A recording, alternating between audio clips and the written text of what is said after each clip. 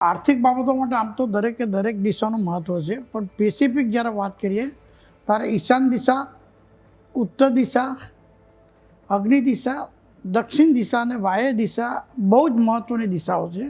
અને સાથે સાથે ભૂમિ પણ એટલું જ મહત્ત્વનું કામ કરતું હોય છે આર્થિક બાબતો માટે.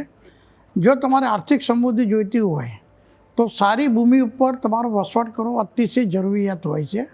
કદાચ વાસ્તુ ઉપર નીચે હશે, ઓછું હોતું હશે, દોષવાળું હશે, તો પણ સારી ભૂમિ તમને આર્થિક ડેવલપમેન્ટ માટે સારામાં સારો ફાયદો આપતો હોય છે.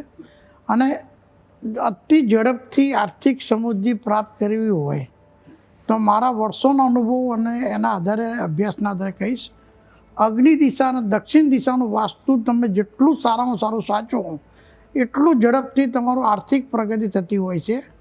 ઉત્તર દિશાનું પણ વાસ્તુ એટલું જ મહત્ત્વનું છે. ઉત્તર દિશાને ક્યારેય આર્થિક બાબતો માટે અવગણી ના શકાય.